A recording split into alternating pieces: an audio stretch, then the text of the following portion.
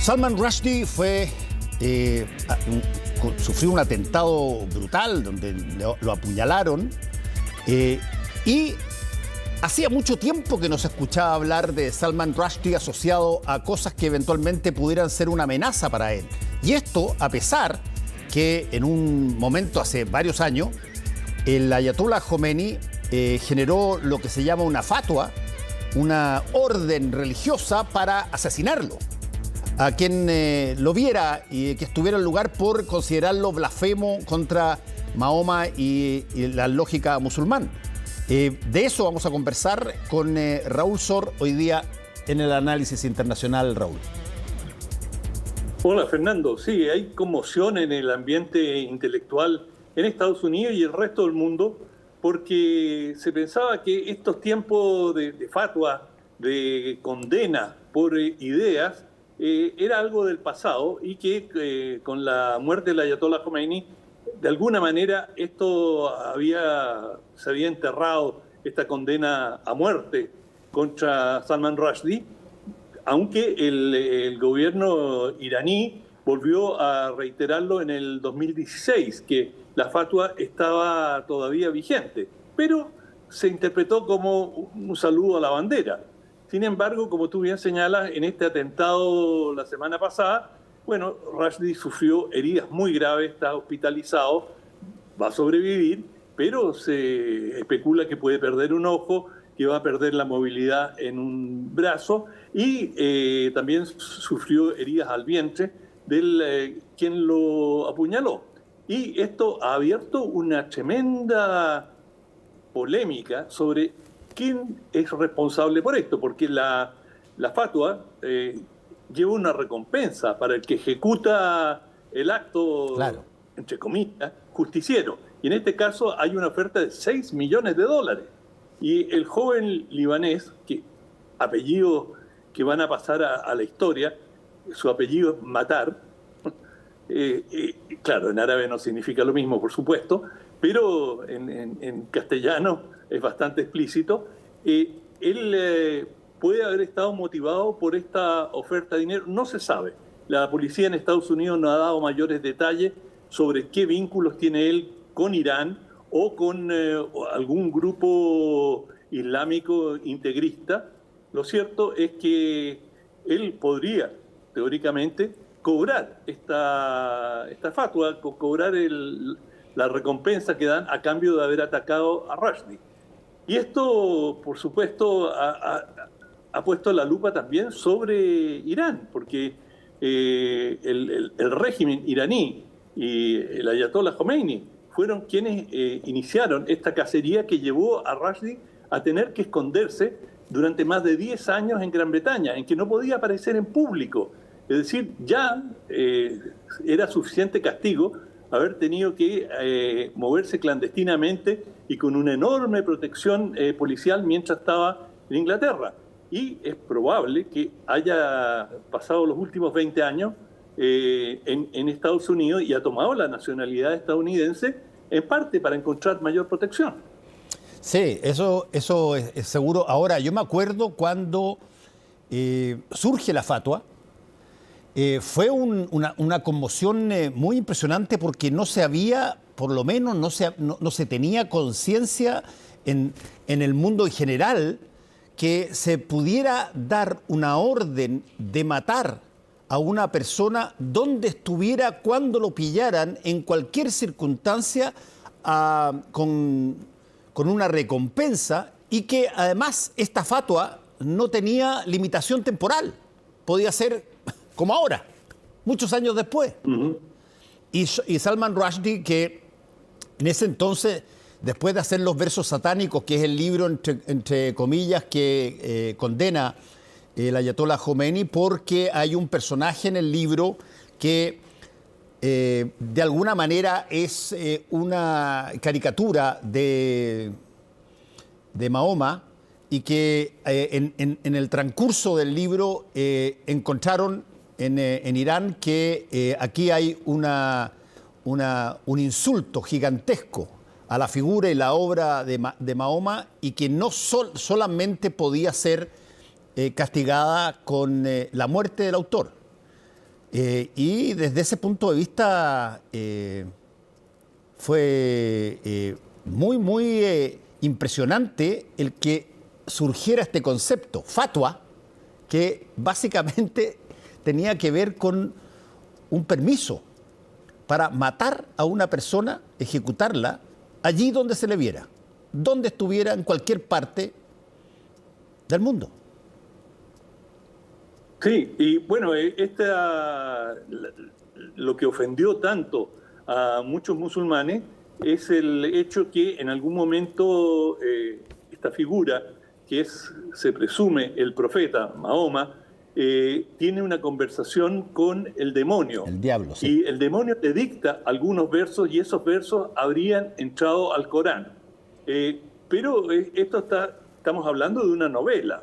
Ahora, las primeras protestas empezaron en Pakistán. Sí. Y salieron a la calle en varias ciudades pakistaníes y los iraníes tardaron bastante, tardaron meses en reaccionar y finalmente, en gran medida, se podría decir por oportunismo político, el Ayatollah Khomeini, que es chiita y en Pakistán no es chiita, por lo tanto, en esta pugna religiosa que existe en el Islam, el Ayatollah Khomeini decidió tomar la delantera y condenar en forma tan violenta a Rushdie y pronunciar esta fatwa.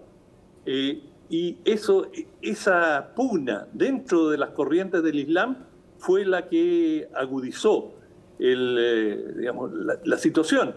No fue una reacción espontánea, salió esto, y en Irán corrieron a condenar. Y de hecho en Irán varios ayatolás se opusieron a esta fatwa y consideraron que no correspondía.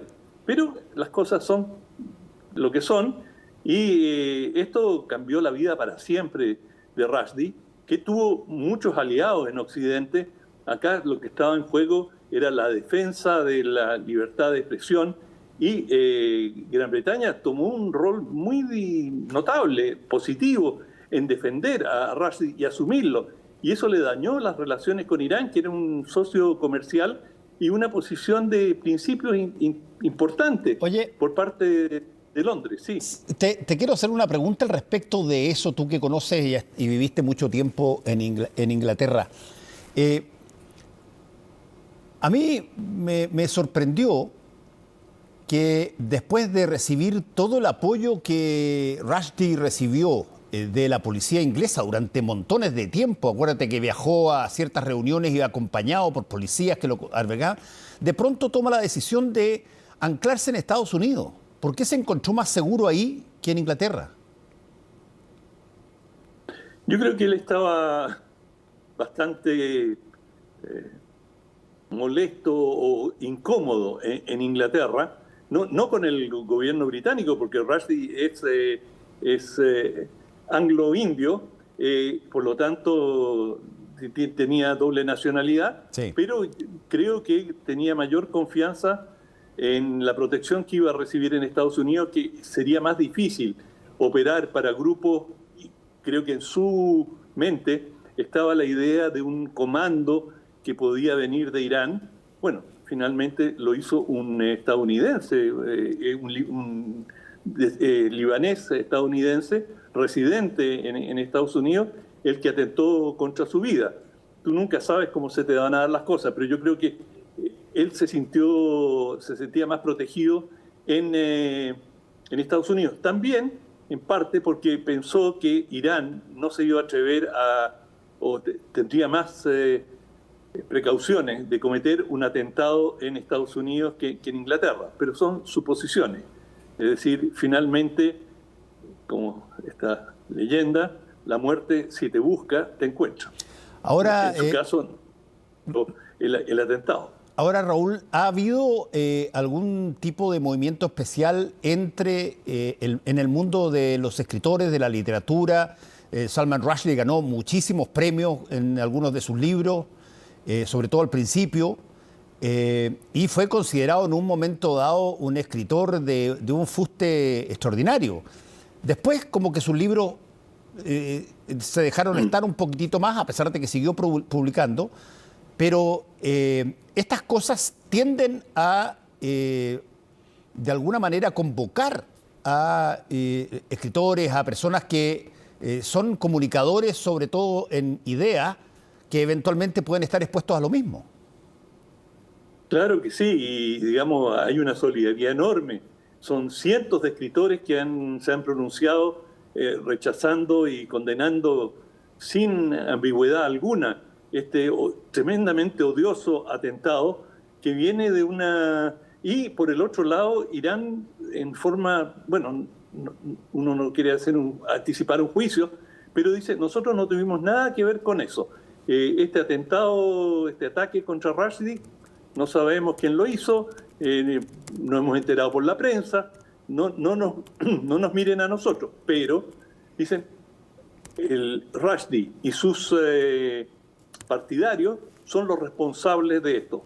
Y ya hay precedentes de atentado y de asesinato de personas que, a juicio de los integristas islámicos, han ofendido a su religión.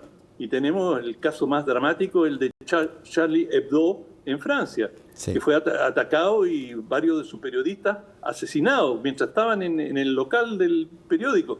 También un profesor en Francia, por haber dado una explicación que un niño tergiversó o entendió mal, fue atacado por un padre y le dieron muerte a este profesor francés.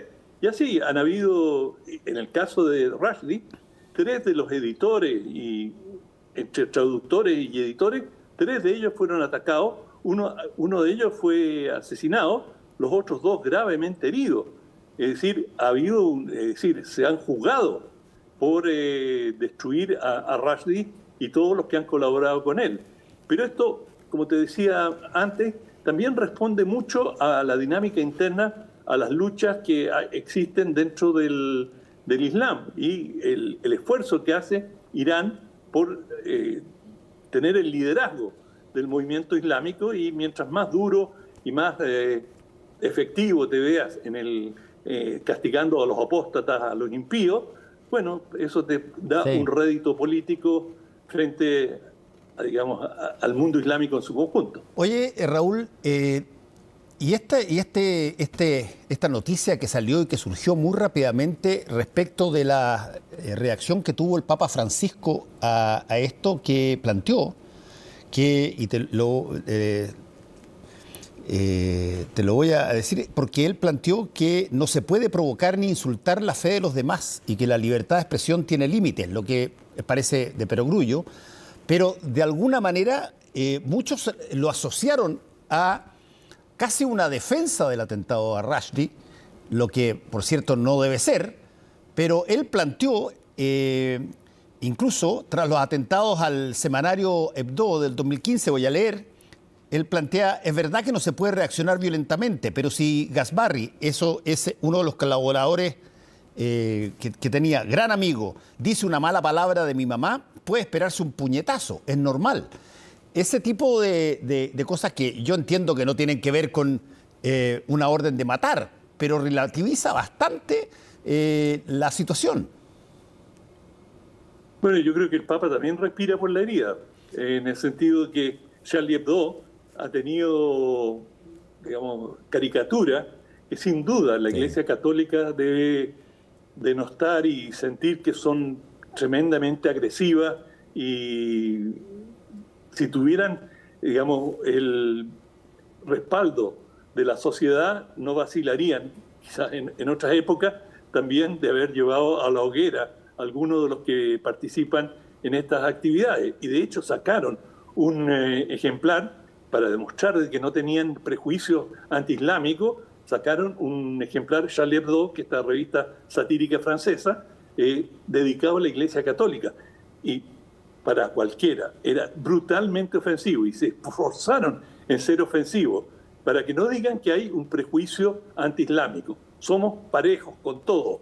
Y esa era la característica de esta revista que existe todavía, Charlie Hebdo, muy anárquica, muy anarquista y muy antirreligiosa, y como genuinos anarquistas. Y con el agravante que además son divertidos.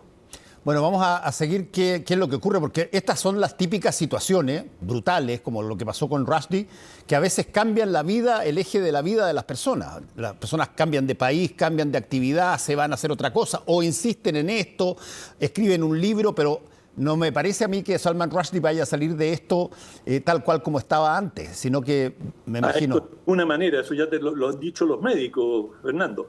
Es decir, él va a quedar marcado de por vida. Si pierde un ojo, imagínate. Pero no solo eso, sino que esto también va a profundizar el anti-islamismo en Occidente. Es decir, estos estados no son gratis. La sociedad, esto va a producir un gran rechazo en muchas sociedades occidentales. Por lo tanto, el aventurerismo. Y además, te quiero decir, esto ocurre en los momentos que están en un punto absolutamente crítico. Las negociaciones por los reactores nucleares iraníes y la sospecha occidental que podrían producir una bomba atómica, y Irán está sometido a una serie muy severa de sanciones, de manera que esto no hace más que encarajinar aún más las relaciones con Irán. Bueno, vamos a estar atentos y gracias, Raúl. Nos encontramos mañana. Chao. Eso, hasta mañana, chao. Volvemos con El Ojo Con.